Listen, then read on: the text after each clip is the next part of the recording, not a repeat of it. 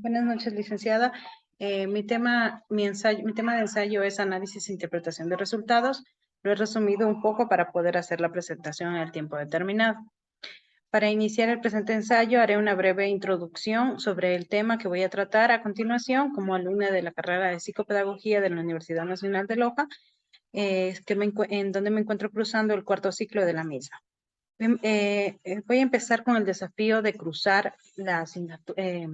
Estoy empezando con el desafío de cruzar la asignatura de psicometría, para lo cual como tarea autónoma debo realizar este presente ensayo y luego el video. Adentrándonos en el tema, nuevamente daré un concepto breve sobre lo que considero que es análisis e interpretación de resultados, al cual lo considero como un proceso a través del cual ordenamos, clasificamos, presentamos los resultados de la investigación en cuadros estadísticos, en gráficas elaboradas, sistematizadas, a base de técnicas estadísticas con el fin y propósito de hacerlos comprensibles. Pero el análisis de datos no sirve únicamente para facilitar el trabajo de segmentación, sino que también tiene otras ventajas, como por ejemplo la optimización de procesos, analizando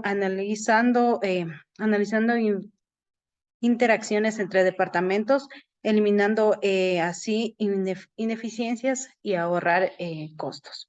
También tenemos que facilita la toma de decisiones, ya que analizar los datos te permite reconocer qué oportunidades son más adecuadas en las que puedes invertir recursos y cuáles dejar de invertir los mismos. Continuando, tendré el desarrollo del presente ensayo. Ya, para iniciar, para entrarnos en el tema, tomé en cuenta que existen dos clases de interpretación, la referida a normas y la referida a criterios, a las cuales en el presente hablaré de manera breve, basándome en el desarrollo del presente ensayo, solamente en conceptos básicos y breves para acortar el tiempo. Iniciando tenemos la interpretación referida a normas. Esta es la estrategia más común para interpretar las puntuaciones. Básicamente consiste en comparar el puntaje obtenido por el individuo con los obtenidos por un grupo de referencia. Hablando en un concepto psicométrico, normas son los datos de desempeño en una prueba de un grupo particular para utilizarse como referencia en la evaluación e interpretación de puntuaciones de pruebas individuales. Algunas de muchas normas, formas diferentes en las que se puede clasificar las normas son las siguientes. Por ejemplo, tenemos la norma percentil, que estas son datos crudos de una muestra de estandarización de una prueba de convertidos a una forma percentil. Normas de edad, también conocidas como normas equivalentes a la edad, lógicamente. Y tenemos las normas de grado, que son normas específicas diseñadas como una referencia, diseñadas como una referencia en el contexto del grado que representa la prueba. Normas nacionales derivadas, estas son derivadas de muestras de estandarización representativa de una población, pero ya a nivel nacional. Normas nacionales ancladas, esta tabla de equivalencias nos dice que hay dos pruebas nacionales estandarizadas y diseñadas de manera específica para medir una misma variable. Las normas locales tenemos que información normativa nos dan información normativa acerca de cierta población limitada.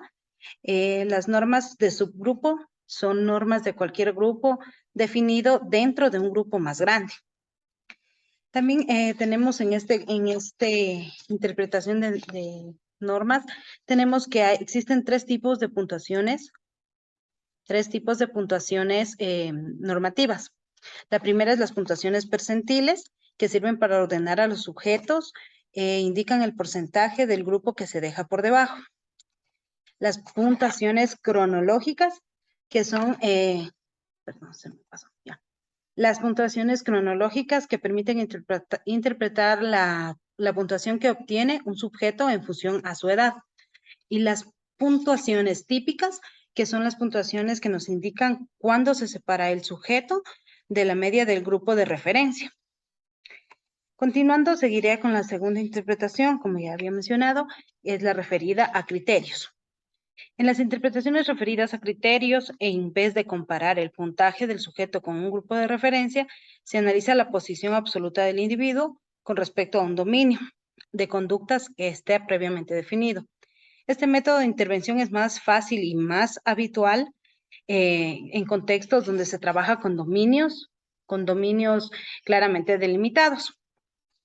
Es importante señalar que hablar de pruebas referidas a normas o a pruebas referidas a criterios es inapropiado, ya que no es según Hogan 2004, no es la prueba, sino el marco de referencia para interpretar el puntaje natural a lo que refiere el criterio de la norma. Análisis de resultados. Continuamos con el análisis de resultados. Tenemos que este se da de dos maneras. El análisis de resultados es la parte final y conclusiva de una investigación.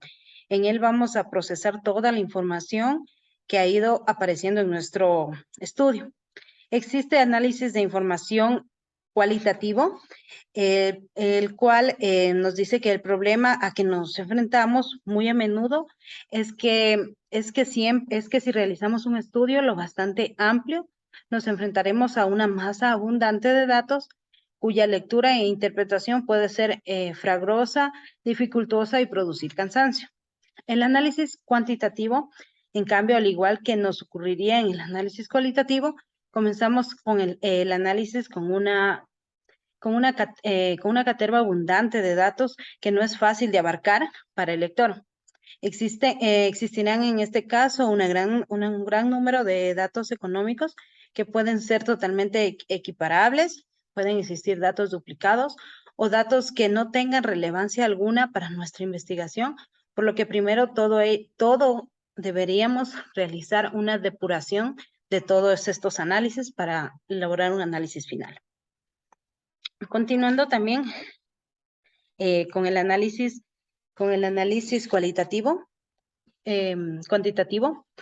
tenemos que el análisis cuantitativo nos dice que se deben escoger métodos estadísticos que mejor se adecúen al objeto y necesidades de nuestro estudio. Por ejemplo, se pueden usar herramientas estadísticas como la estadística descriptiva, que sirve para presentar la información que nos dan datos de manera comprensible, y la estadística inferencial, que llega a conclusiones a partir de muestras suficientes, significativas, que nos llevan a inferir las consecuencias y significados que tienen los datos expuestos. A continuación, las conclusiones. Como después de realizar este presente ensayo he podido concluir que la interpretación con referencia a la norma, esto es vendría a ser la evaluación basada en pautas de normabilidad estadística. En una evaluación de este tipo se compara a los sujetos medidos con otros. También podría concluir que el objetivo último en sí es clasificar por niveles de conocimiento y de competencia a los sujetos evaluados. Un uso habitual de este tipo de evaluación se da en las pruebas de clasificación para formar grupos de distintos niveles de dominio de la lengua.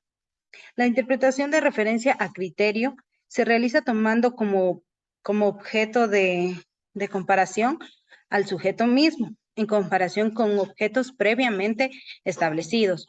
De este modo es posible conocer si el sujeto está evaluado domina o no la tarea encomendada. Y por último, que el análisis de resultados es la parte final y conclusiva de una investigación, y que en él vamos a procesar toda la información que ha ido apareciendo en nuestro estudio, a intentar presentarla de manera ordenada, comprensible, y a intentar llegar a las conclusiones que estos datos originan. Eso sería toda mi exposición. Muchas gracias.